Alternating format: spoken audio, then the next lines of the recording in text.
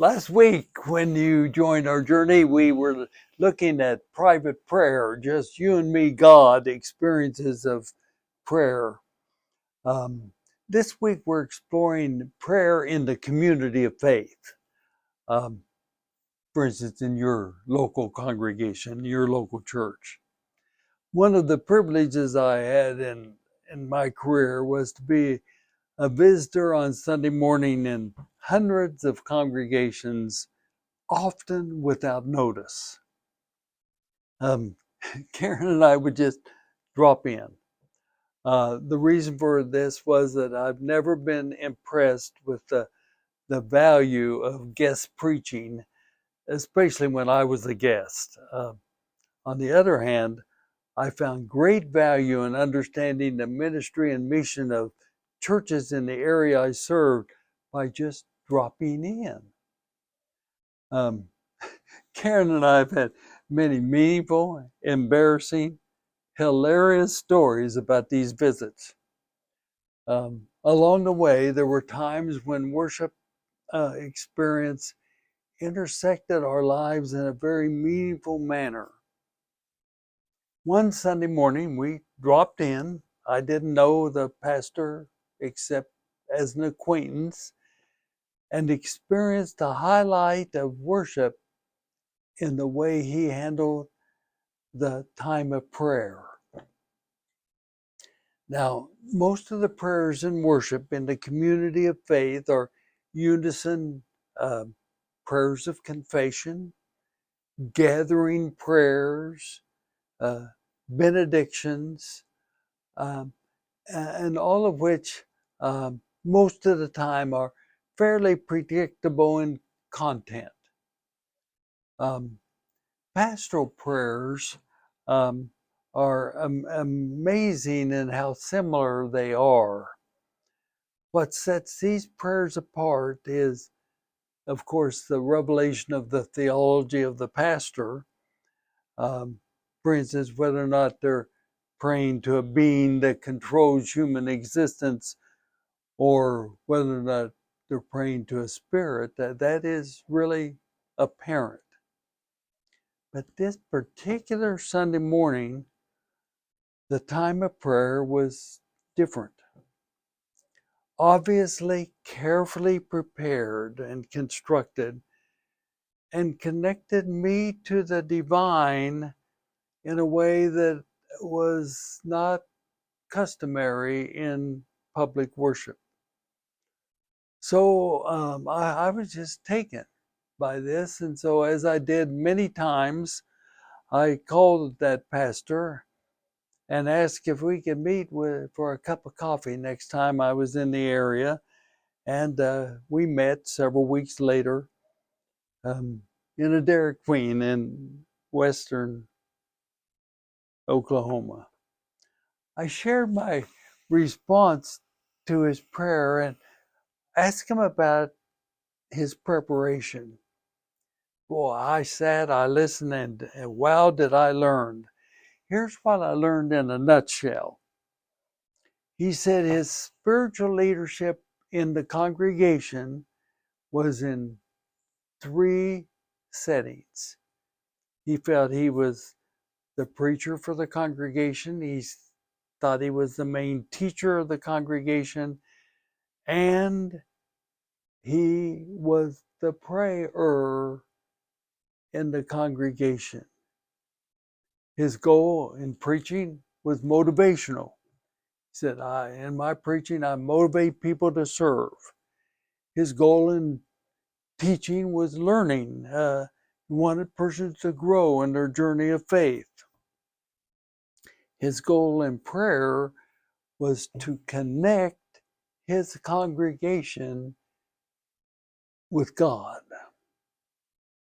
He said he had been in the pew in his first profession as a school teacher, and he experienced many pastors using prayer as a time of proclamation.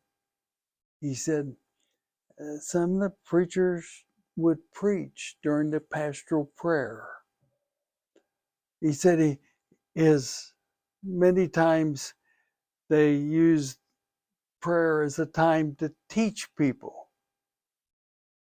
And he said, sometimes they performed in the time of prayer, performing their piety as if they had a closer relationship with the divine than anyone else, so they could pray, performing that piety. He made a commitment when he accepted the call to the ministry of saying that he wasn't going to fall through the trap doors that he had learned about pastors while sitting in the pew. And one of the trap doors was prayer. He wasn't going to use it as a time of proclamation. He wasn't going to use it as a time of teaching. He was going to use it as a time that people were connected to God.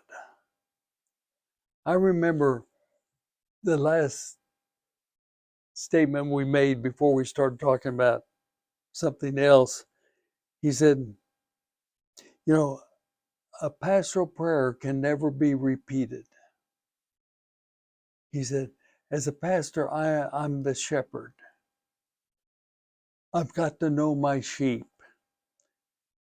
And if the prayer time in worship next Sunday is the same as you experienced a couple months ago,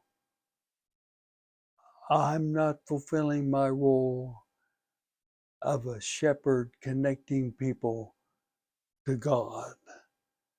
Life changes every week.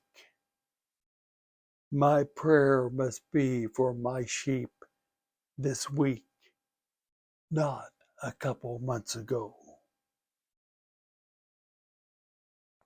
He said he often spent more time in preparation of the prayer experience in worship than he did his sermon. Well, I drove away. I learned, and boy, you talk about growth. The following are the insights which I think are instructive for every community of faith, clergy and laity alike. First of all, when any of us, clergy or lay, are responsible for prayer in the community of faith, preparation is essential. Got to ask the question, how can I, through prayer, connect the worshiping congregation, the class, those gathered to eat, the committee? How can I connect these participants to the divine? All of these occasions in the faith community is when we have formal prayer. Without thoughtful preparation, prayer becomes habitual, a ritual, and often so routine that the goal of connecting with the divine, let alone aligning with the divine, is but a remote possibility. Without preparation, often aligning with the divine is a remote possibility. So first of all, preparation is essential. Secondly, there are many ways that gather persons in the community of faith and focus us. I've experienced persons who have been asked to begin an occasion by leading in prayer to ask everyone in silence to offer their own prayer. I've experienced communities when everyone is invited to pray their own prayer verbally, simultaneously with each other, and you have all these words of everyone praying at the same time verbally. I've experienced a person, when asked to say grace, inviting each person to extend hands to each other and saying to them, "Thank you for being here today with me." I've experienced allowing time for persons to visit with the person next to them and greet each other, creating a bond of care and thanksgiving.